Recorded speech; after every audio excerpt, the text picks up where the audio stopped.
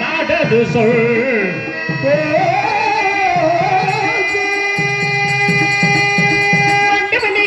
வழி மாதே மாதே மாதே வழி கத்தல் வழி மாதே மாதே மாதே வண்டி வழி கத்தல் வழி மாதே மாதே மாதே வழி கத்தல் வழி மாதே மாதே மாதே வண்டி வழி கத்தல் வழி மாதே மாதே மாதே வண்டி வழி கத்தல் வழி மாதே மாதே மாதே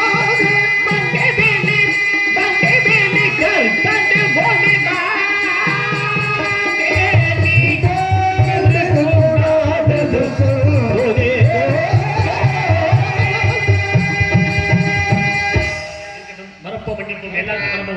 சந்தோஷம் மகிழ்ச்சி. அதனாலே நீங்க பாட வேண்டிய பாடல் என்ன பாடல்?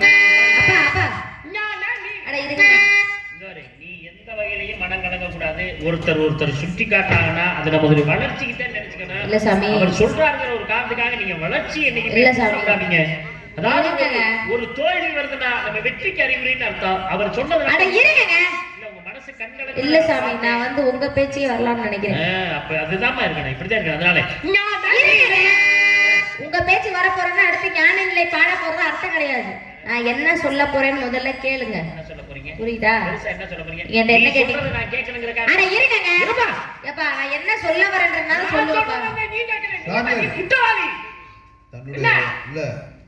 தனக்கிட்ட இருக்க ஒரு குறைகளை கூட நினைச்சு பார்த்து ஒரு மன்னிப்பு கூட கேட்கலாம்ல. அதுக்காண்டி ஒரு வாய்ப்பு கொடுங்க. சொல்லட்டுமே. அப்படியா? சரி, மன்னிச்சு விடுங்க. அதுக்கெல்லாம் மன்னிப்பு கேட்க மாட்டேன். நீங்க என்ன கேட்டீங்க? என்ன கேட்டா? தெரியாம இருக்கு. சரி, அப்படியே எஸ்பி பாலசுப்ரமணியம் வண்டுவிலி யார் சாமி இருக்கிறப்ப எஸ்பி பாலசுப்ரமணியம் நிச்சயம் என்ன விழி புளிட்டு. ஆமா, என்ன கேட்டீங்க? அதுக்கு முன்பாக அதுக்கு முன்னாடி பல நூல்களை பற்றி கேட்டீங்க. என்ன நூல் கேட்டீங்க? என்ன நூல் கேட்டீங்கன்னா தொல்காப்பியம். தொல்காப்பியத்துல அட தொல்காப்பியத்துல என்ன கேட்டீங்க? தொல்காப்பியத்துல என்ன கேட்டீங்கன்னு தெரியலையா? அத என்ன கேட்டீங்கன்ற?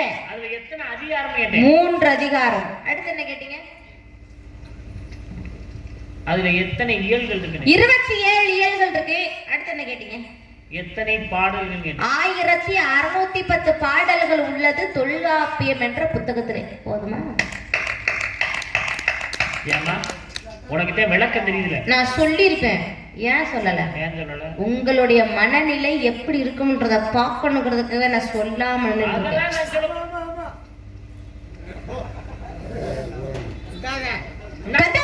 கடவுள் யாரு? கலியுகத்துடைய கடவுள் யாரு? முருகப்பெருமான். உங்க குலக்கடவுள் யாரு? முருகப்பெருமான். நீ யாருக்காக வந்திருக்க? முருகப்பெருமானுக்காக. யாருக்காக வச்சிருக்க? முருகப்பெருமானுக்காக. முருகப்பெருமான் முருகப்பெருமான் முருகப்பெருமான். நீங்களே அப்பேற்பட்ட முருகப்பெருமானுக்கு கோவில் கட்டுறோம். ஆமா, கட்டுறோம். கும்பாபிஷேகம் வைக்கிறோம், மண்டலாபிஷேகம் வைக்கிறோம். எம்பெருமான் முருகப்பெருமானை சிலையாக வடிக்கின்றோம். அப்பேற்பட்ட சிலைய மனிதர்கள் நாங்க வடிச்சோமா இல்ல உங்க தெய்வம் வந்து வடிச்சுச்சா? கிறுக்குத்தனமான கேள்வி. மனிதர் தாமா சிலைய வடிக்கிறாங்க. அப்படின்னா தெய்வம் வடிக்கல. போங்க சார், போங்க. குழந்தை தெய்வம் தான் பெருசாம்பள. என்ன தெய்வம் பெருசு? நாங்க கோயில் கட்டுறோம், நாங்க கும்பாபிஷேகம் பண்றோம்.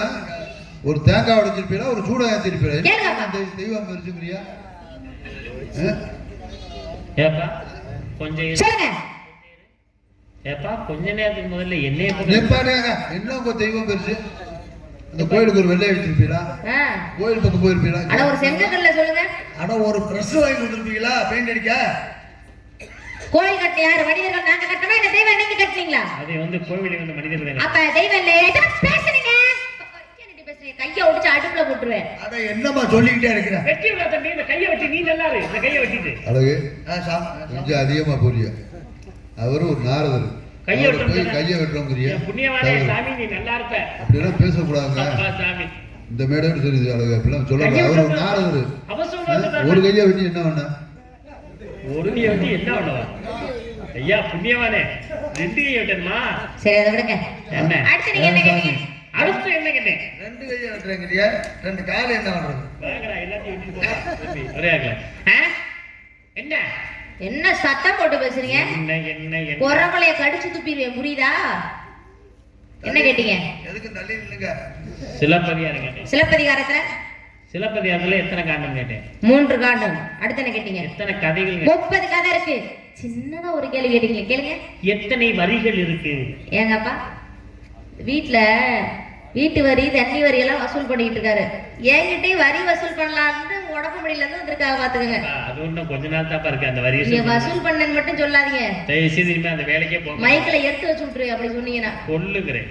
அட எடுத்து வச்சு என்னமா மெயினையும் சேர்த்து வைக்க சொல்றாங்க. அப்பதான் ஒரேதா பொசுங்குறீங்களா? நீ நல்லா விஷத்தை குடுக்க சொல்ற. 5001 வரிகள் உள்ளது சிலப்பதிகாரம் என்ற புத்தகத்திலே. போதுமா?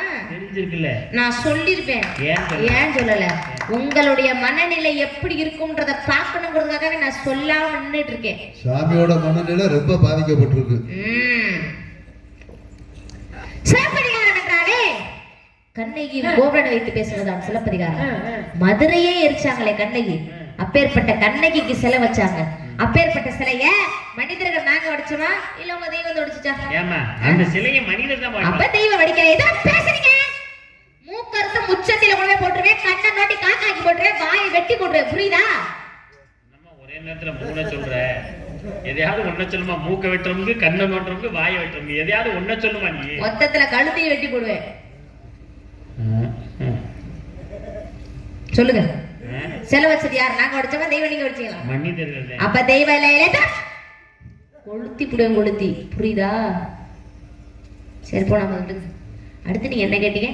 மணிமேகலையில எத்தனை கதைகள் கேட்டீங்க? 30 கதை இருக்கு. அதுல இருந்து ஒரு சின்ன கேள்வி கேட்டீங்களே, எத்தனை வரிகள் இருக்கு? 4755 வரிகள் உள்ளது மணிமேகலை என்ற புத்தகத்திலே. போதுமா? முன்னுரையில இருந்து முட்டி ஊர்ற வரைக்கும் படிச்சிருக்கே. புரியலையா? அப்பவே தெரிஞ்சிருக்க கூடாது. ஏன்னா கதை படிச்சவங்கள பாத்திருக்கீமா? ஆனா நீ எண்ணி கதை படிச்சவளே நான் இன்னைக்கு தாமா பாக்குறேன். இல்ல ஒவ்வொரு வரிகளையா எண்ணி கதை படிச்சவளே. ராவணேஸ்வரனை பத்தி பேசுனீங்களே, ராவணேஸ்வரன் யாரு? ராவணேஸ்வரன் ஈஸ்வரனாலே ஈஸ்வர பட்டம் பெற்றவர். தன்னோட நரம்பு அறுத்து எலும்ப ஒடிச்சு சாமகானம் பாடி ஈஸ்வரனையே மகிழ வைத்தார். அப்பேற்பட்ட சிறப்பு யாருக்கு இருக்கு? மனிதன் எங்களுக்கு இருக்கா இல்ல தெய்வம் உங்களுக்கு இருக்கா? அப்ப தெய்வத்துக்கு இல்ல. பேசுறீங்க. இதுக்கு பேர் என்ன? கை. இதுக்கு பேர் என்ன? வாய். இதுக்கு பேரு? இதுக்கு பேரு? வள்ளிநாயகம் நாரதனை வாயை புத்தி கொண்டு பின்னாடி போய் நிற்கும்படி கூறிவிட்டார்கள். அதுக்கு பேர் என்ன? மைக்கு. மண்ணாங்கட்டி தெரியாம இருக்கு. இன்னைக்கு மைக்கே இருக்கிறதுல நல்லா இருக்கு. ரொம்ப சந்தோஷமா இருக்கு. அது எதுல பிடிச்சிருக்கு? கை. அதுக்கு இதுக்கு பேரு அதுக்கு மேல பொத்து. நீ பத்த வச்ச நெருப்பு தான் இவ்வளவு நேரம் கொழுந்து விட்டு எரியுது. அதுல எண்ணெயை ஊத்துறீங்கிற பேர்ல பெட்ரோலை ஊத்திட்டு இருக்க. நல்லதுக்கு இல்ல.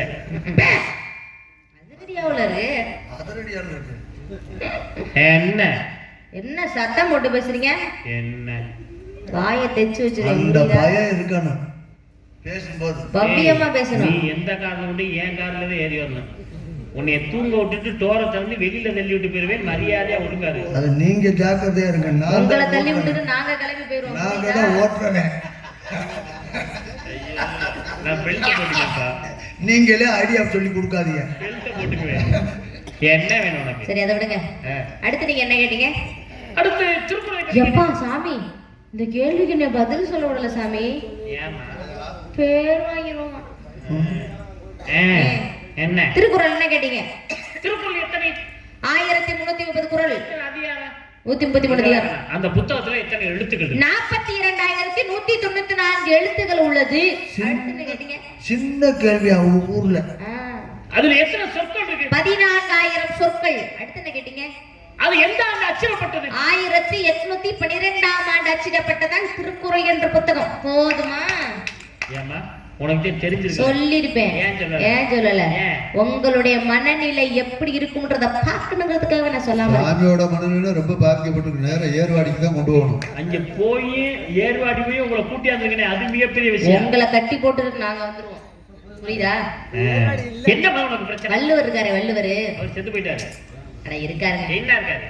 கன்னியாகுமரி இருக்குல்ல, சிலையா இருக்காரு. 133 அடியில சிலை வச்சிருக்காங்க திருவள்ளுவருக்கு. அப்பேற்பட்ட சிலைய மனிதர்கள் நாங்க வடிச்சோமா இல்ல தெய்வம் நீங்க வடிச்சுக்கலாம்?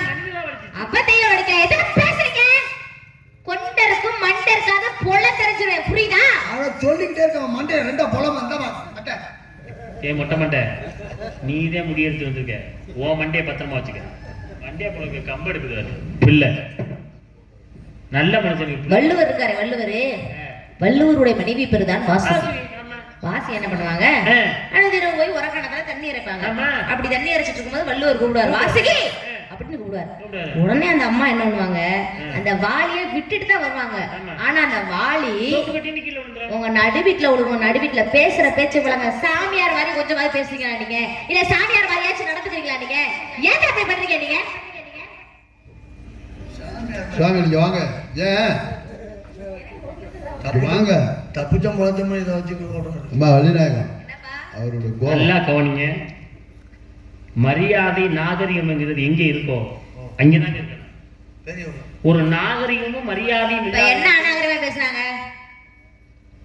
இருமா ஏதோ கோபம் நல்லா கவனிங்க சாமி வாங்க சாமி அவர் போறதான் கவனிக்க சொல்றாரு அட இங்க வாங்கங்க என்னன்னு சொல்லாம நீங்களா கோபப்பட்டு போயிட்டே இருந்தா ஆமா என்னமா ஒரு மரியாதை நாகரிகம் இருக்குது ஒரு என்ன அநாகரிகமா பேசுறாங்க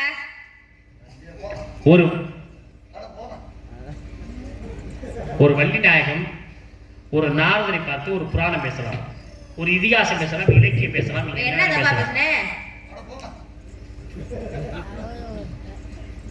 தம்பி மொட்டை மண்டை நீ பேசாம போயிரு வேஷ்டியை உரிச்சு விட்டுருவேன் புரியுதா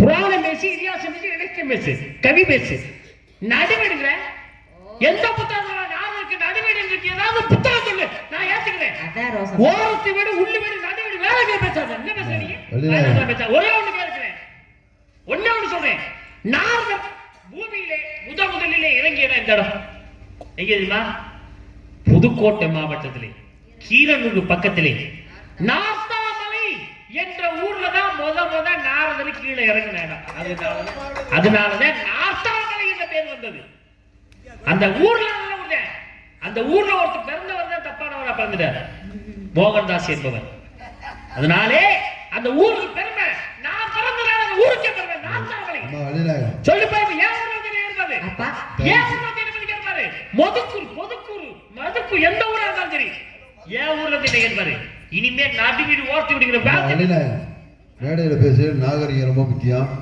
நமக்கு. அதாவது நம்ம வீட்டு திண்ணையில இருந்து உட்கார்ந்து பேசல, ஒரு மேடையில பேசுறோம், அதில் ஒரு நாரதத்தை பேசுறோம். இன்னைக்கு ஒரு வள்ளி, அது என்ன நடுவிடுன்னு சொல்றீங்க?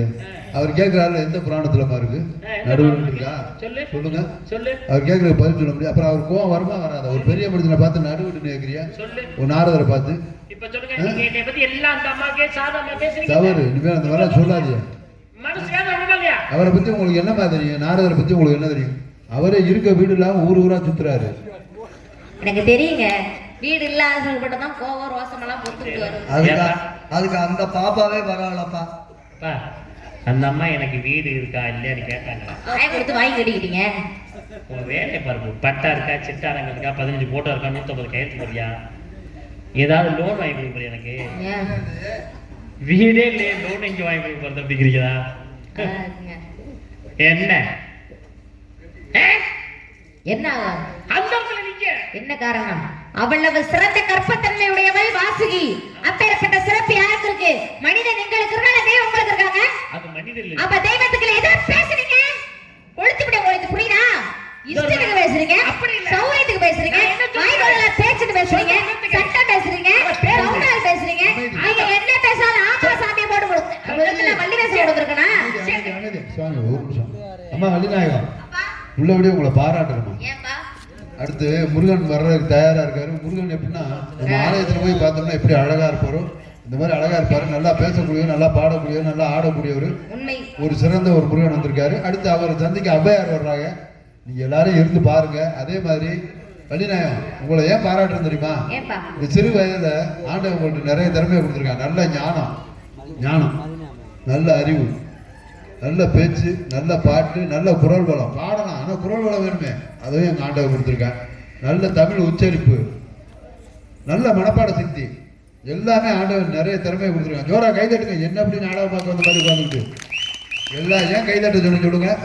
எல்லார் வீட்லையும் குழந்தை இருக்கு. எல்லா குழந்தையும் இங்கே வந்து நிற்க முடியுமானா முடியாது. கலைவாணியோட அருள் பரிபூர்ணமாக இருந்தால் தான் இந்த இடத்துக்கு வர முடியும். அதுவும் அரைகுறையாக இருந்துச்சுன்னா வீட்டில் அரங்கேற்றத்தோட வீட்டில் படுத்துக்க வேண்டியது. இந்த வேலை உங்களுக்கு ஆண்டவர் நிறைய திறமையை கொடுத்துருக்கேன். என்ன இப்படி ஒரு சிறந்த வள்ளி சிறு வயதாக இருந்தாலும் தமிழகமும் தனக்குன்னு ஒரு ரசிகர்கள் வைத்திருக்கக்கூடிய இப்படி ஒரு சிறந்த வள்ளியை நாடகத்தில் போடுறப்ப நல்லா பேசக்கூடிய பாடக்கூடிய ஒரு சிறு வயதாக இருந்தாலும் இன்று தனக்கென்று முத்திரை வைத்து கொண்டிருக்கும் அருமை மகள் நந்தினி இப்படி ஒரு வள்ளியை போடுறப்ப இந்த நாடகத்தில் கிராமத்தில் என்ன பண்ணியிருக்கணும்னா அதுக்கு தக்கன நாடகரை போட்டுருக்கணும். சும்மா தனியாக குடிச்சிட்டு வேடிக்கை வாங்க கொண்டாந்து போட்டு ஏன்னா இருக்கிறவங்க இல்லாத எல்லாருமே வரி கொடுக்குறாங்க.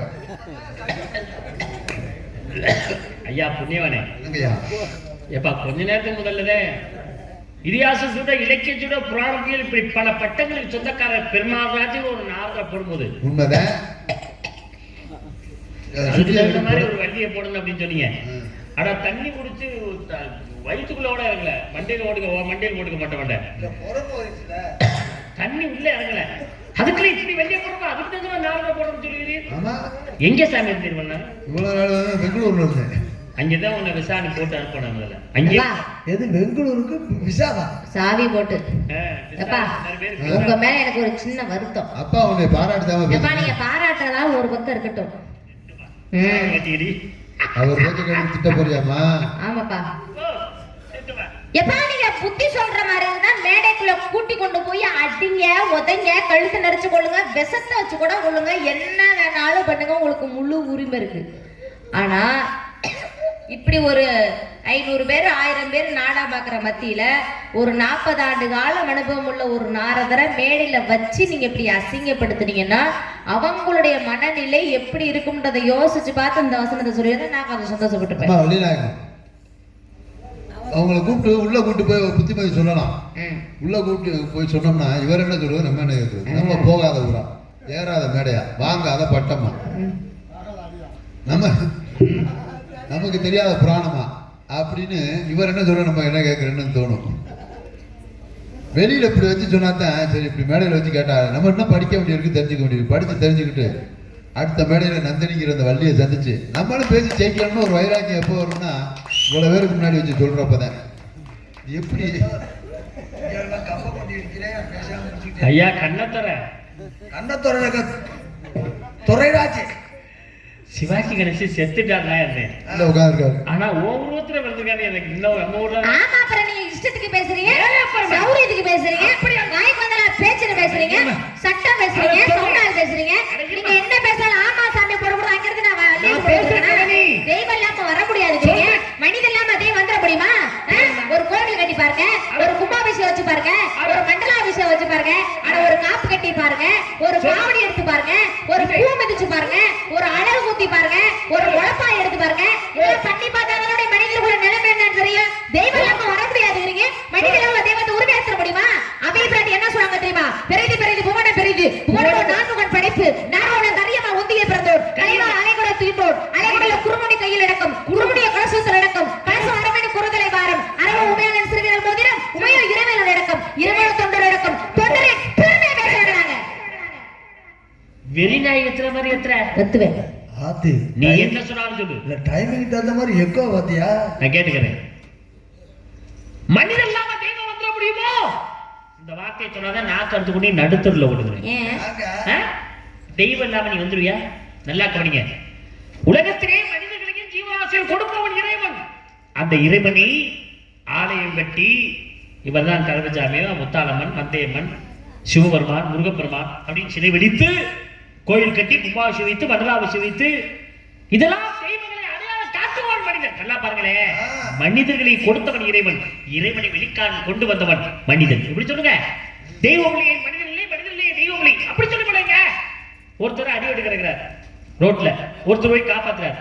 என்ன சொல்லுவாங்க?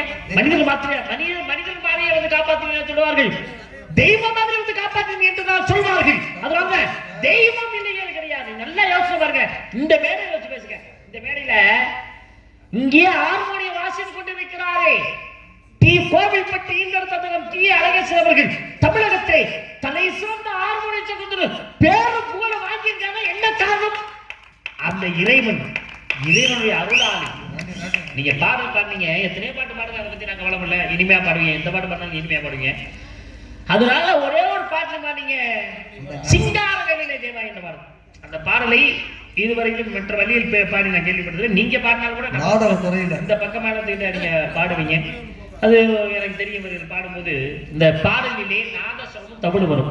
அதில் நீங்கள் சொன்ன சுரங்கள் எல்லாம் அப்படியே வாசிப்பா. நீங்கள் பாடும்பொழுது அந்த சுரங்கள் எல்லாம் இந்த ஹார்மோனியத்திலே வாசித்து மக்கள் மத்தியிலே கரகோஷ வாங்கியவர் யார் என்றால் டி. அழகேசன் அவர்கள். நன்றி நன்றி. காரணம் என்ன? தெய்வம் நமக்கெல்லாம் கொடுத்த சொத்து அழகேசன் என்ற முத்து நமக்கு கிடைத்த சொத்து. புரியுதா? எத்தனை மிருதங்களை அவங்க பார்த்திருப்பாங்க. ஆவுடையார் கோயில் மண்ணியின் எடுத்த தங்கம் பி. மோகன்தாஸ் அவர்கள் மறைந்திருந்து பார்க்க மர்மம் என்ன? மன்னவன் வந்தாங்க பாருங்களா, கொண்டக்கோள் சொல்லி கொண்டு வாசித்திருந்தாரே. தொழில தங்கம் பாருங்களேன். இது யார்கிட்ட வர இசையமைப்பாளர்னா சும்மாவா? அந்த திறமை யாரிடத்துல இருக்கும்? இவரிடத்தில் இருக்கிறது என்றால் வாசித்து மக்கள் மத்தியிலே கரகோஷம் வாங்கினார் என்றால் பெருமை இருக்குல்ல. காரணம் இறைவன் கொடுத்த முத்து, நமக்கெல்லாம் கிடைத்த சொத்து மோகன்தாஸ் என்ற முத்து. குழந்தை மாதிரி புரியுதா? முகரே குழந்தை மாதிரி தேடுறதே புரியல எனக்கு, நாளைக்கு கிடைக்காது என்று. எத்தனை பலவாத்திய மன்னர்களை நீங்கள் பார்த்திருக்கலாம், ஆல்பம் நீங்க பார்த்துக்கலாம். பாட்டு பாடினா வாசிப்பாங்க, இல்லைன்னா அழுவ பாட்டு உட்கார்ந்து இருப்பாங்க. ஆனால் இங்கே அமர்ந்திருக்கிறாரே பெங்களூர் கண்டெடுத்த தங்கம் ஆரம் துரைராஜ் அவர்கள் வாசிப்பதும் இந்த இடத்திலே பாடல் இருக்கலாம் விளக்கம் உணர்ப்பது மிகப்பெரிய சிறந்த பலவாத்தியம் என்று பேரும் வாங்கியிருக்காரு. 2017 சிறந்த பலவாத்திய மன்னர் விருது வாங்கியவர். நீங்க பாடிய சிங்காரவேலர் தேவாவுக்கு நாதஸ்வரம் தவுள் வாத்தியவர்.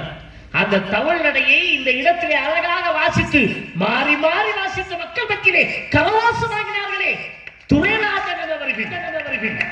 காரணம் இறைவன் கொடுத்த சொத்து, நமக்கெல்லாம் கிடைத்த முத்து. இந்த துரைராஜ் என்ற சொத்து கிடைத்திருக்கிறது. மிக சிறப்பல்லவா? கான்ட்ராக்ட் மட்டும் வரக்கூடாதுன்னு வேண்டிக்கங்க. எத்தனை அவருக்கா நிறைய கான்ட்ராக்ட் வாங்கட்டும். அதுல யாரை வேணாலும் போட்டு விட்டு தமிழ்நாட்டுக்கு வரட்டும். எத்தனை தாளம் வித்வான்களை நீங்கள் பார்த்திருக்கலாம். தாயும் தந்தையும் விளங்குவது தாளம். பேர்களே, இறைவனை ஜோதிமயமாக பார்க்கிறோம். இவர் பேரு ஜோதி. கையில வைத்திருக்க ஜோதி 2 எழுத்து, கையில வைத்திருக்க தாளம் 2. இந்த ஜோதிக்கும் 2க்கு எவ்வளவு ஒற்றுமை இருக்கிறது என்றால் தாளத்தை சாதாரணமா சொல்லுவாங்க. அது தாளம் மாறிடுச்சுன்னா பாடுறவங்க தெருவுக்கு போக. அது இல்லாம நீங்க மிகைப்படுத்தி சொல்றது அது பெரிய பெருமை, மகிழ்ச்சி. ஏன்னா அறிவாளிகளுக்கு மட்டும்தான் அது என்னன்னு தெரியும். இல்லைன்னா வாட்டுக்கு ஏதாவது சொல்லிட்டு போயிருவாங்க. என் பேர் என்னமா பெருமாதார், கோட்டுக்கு வேஷம், ஆரவாவுனி வேஷம். அடிபட்டகள் தான் சிலையாகிறது, சோதனைக்குட்பட்ட மனிதன் தான் சாதனையாளனாக மாறுகிறான். நான் இந்த மேடைக்கு எத்தனை வேதனைகளையும் சோதனைகளை தாண்டி இந்த மேடைக்கு உமக்கு தெரியுமா? காரணம் எம்மை ஈன்றெடுத்த தாய் தந்தை, என்னை உருவாக்கிய ஆசான்கள். இந்த மேடையிலே இன்றும் நான் நின்று அழகு பார்ப்பதற்கு காரணமாக இருப்பது இந்த ரசிகர் என்ற தெய்வங்கள் என்ற ஒருவரிலே என்றார். எந்த நான் அல்ல, எந்த நடிகரும் மேடையில் ஏற முடியாததுதான் முக்கியத்துவம். மேலே நிற்கிறோம் என்று நான் நினைக்க வேண்டாம், அகந்தை கொள்ள வேண்டாம். கீழே இருப்பவர்கள் அனைவரும் கடவுளாக நினைக்க வேண்டும். அதுதான் ஒரு கலைஞனுடைய முக்கியமான ஒரு கருத்தை நான் பதிவிடுகிறேன் இந்த மேடையிலே. இந்த மேடையில் இங்க உட்கார்ந்துருக்காங்களே குறைவான ரசிகர் நீங்க பாக்குறீங்களா? எல்லாருமே மிக சிறந்த ஞானஸ்தர்கள், அறிவாளிகள், முத்தான முத்துக்கள் அமர்ந்திருக்கின்றார்கள் இந்த மேடையிலே. உங்க எத்தனை வள்ளிகளை அவங்க பார்த்திருப்பாங்க. ஒரு சில வள்ளி அழகா இருப்பாங்க, ஒரு சில வள்ளி இனிமையா பாடுவாங்க, ஒரு சில வள்ளி அதிரடியா மட்டும் பேசுவாங்க, ஒரு சில வள்ளி நளினமா ஆடிட்டு போயிடுவாங்க. ஆனால் இறைவனும் முன்னோர்களும் உண்மை எப்படியா கொடுத்திருக்கின்றார்கள்? அழகான தோட்டம், இனிமையான பாடல், அதிரடியான பேச்சு, நளினமான ஆட்டம், பரதநாட்டியம், அனைத்தையும் ஒன்று திரட்டி ஒரே மேடையிலே இந்த மேடையிலே கொடுத்திருக்கிறாரே இறைவன். அந்த தெய்வம் இல்லைன்னா நீங்க வர முடியாது. அது மட்டுமல்லாது உன்னை ஈன்றெடுத்த தாய் தந்தை, அது மட்டுமல்லாது இந்த இடத்தில் இருக்கக்கூடிய அனைத்து ரசிகர்கள் தெய்வங்கள் மட்டுமில்லைன்னா நீங்க மேடைக்கு வந்திருக்க முடியாது. இதுல மாற்றுக்கிறதே கிடையாது. இனிமே தெய்வம் இல்லாம மனிதன் இல்லாம தெய்வம் வந்துட முடியுமோ? அந்த வார்த்தையை என்னைக்குமே பேசாது. அதுக்கு அமைஞ்ச ஆசானும் சரி, தாய் தகப்பனும் சரி, எல்லாருமே சிறப்பு. கொஞ்சம் அப்பாவுக்கு மட்டும் கொஞ்சம் புத்தியை கொஞ்சம் கொடுக்கணும். அது எல்லாரும் சேர்ந்து இல்ல அது ரெண்டு தான். மேடையில மட்டும் 10 நிமிஷம் சொல்லலாம். 1.5 கீழே இருக்கும்போது அது 1.5 கூட மாறலாம். ஆனா இறைவன் அருள் கொடுத்த கொடுத்தது இந்த வேடம் போட்டவங்க அத்தனையும் அமைந்திருக்கிறது என்பதற்கு தான் மிகப்பெரிய ஒரு விஷயம் சொல்லவா? நான் ஒண்ணே ஒன்று சொல்லவா? இந்த புராணங்கள் எழுதுறது யாருமே இலக்கியம் என்ன? இலக்கை நோக்கி பயணிப்பதுதான் இலக்கியம். சொல்லுங்க. மொத்த சிற்றிலக்கியம் எத்தனை? 96 சிற்றிலக்கியம் இருக்கு. 96 சிற்றிலக்கியம் என்னென்ன? எனக்கு தெரியாது சாமி, நான் கிளம்புறேன். என்னை தயவு செஞ்சு ஆளை விட்டுருங்க. இது எப்போ போகணுதே நான் காத்துட்டு இருக்கேன். போ சுவாமிகள். என்னப்பா ஒரு 5-10 கேட்டாவே சொல்றது சிரமம். நீங்க எத்தனை கேட்டிருக்கீங்க தெரியுமா? 96. அது எப்படி ஒரு சின்ன பிள்ளை சொல்லும்? இப்போ புரியுதா? ஏப்பா நீங்க நினைச்ச நேரம் 14 போக முடியாது. மகாலட்சுமி அந்த புறத்துக்கு யார் அனுமதி இல்லாம போகக்கூடிய ஒரே முனிவர் தாங்கள் தான். அது மட்டுமல்ல, உலகத்துக்கே கல்வியை கொடுக்குற உங்க அம்மா கலைவாணி. எல்லாரும் பேசுறா பாடுறான்னா காரணம் உங்க அம்மா. அவங்க பிள்ளை நீங்க. உங்க தகுதி தரத்தை சொல்லணும்னா சொல்லிக்கிட்டே இருக்கலாம். உங்க பெருமை மகிழ்ச்சி. அவ்வளவு பெரிய ஆள் நீங்க போய் சின்ன பிள்ளைகிட்ட மோதிரியிலே நீங்க ஒண்ணு சொல்லுகிறீ, அவர் அந்த யாரும் இந்த மகாலட்சுமி கேட்கிறாரு. முதல் கீழே இறங்கிதான் உன்னே அழுத்தேன். மேடையில அறிவாளி கீழே உன்னே அழுத்தேன். மிக பாருங்களே. ஏப்பா தொட்டிலையும் ஆட்டி விடுகிறேன், பிள்ளையையும் கிள்ளி விடுகிறேன். தாங்கள் எந்த ரகத்தை சார்ந்த? அதுதான் எனக்கே தெரியல. நாடகத்துல இருக்கவர்கள் அது தெரியாம இருந்தா நம்ம பெரியார் ஆக முடியாது. அதனாலே பாட வேண்டும். என்னப்பா பிரச்சனை? நான் கேக்குறேன், நீ என்ன வேணாலும் கேளு. உங்களுக்கு கடை தெரியுமா தெரியாது? ஏயா நீ என்ன பம்பெடுத்து விடுற? 34-35 வருஷமா இருக்கேன் சாமி. புராணம் தெரியுமா தெரியலன்னு கேட்கல. இந்த வள்ளியமுத்தோட கடை தெரியுமா தெரியும்? அது தெரியாம பர்வகா அல்லத்தை பர்றேன். தெரியலன்னா வள்ளிய உள்ள போச்சு விட்டீங்க. பருவகாலம் யாருக்கா பாருங்க? என்ன வள்ளி உள்ள போயிருச்சா? என்னன்னா அங்கே போய் நிக்கிறாரா?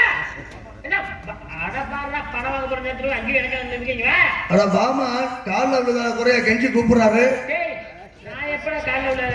நியாயமா பேசுப்பா. வள்ளியம்மா அங்க நிக்குது, இவர் இங்க நிக்கிறாரு. எப்படி காலில் மண்டா விழுந்துருவான்ல?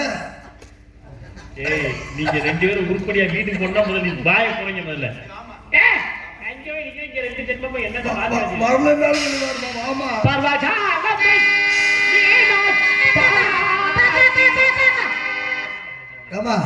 அவர் பாடுறாரு. அவர் என்ன நக்கல் பண்றியாமா? நீங்க என்ன கேட்டீங்க? அது தெரியாம இருக்கு. அதுக்கு முன்பாக என்ன கேட்டீங்க?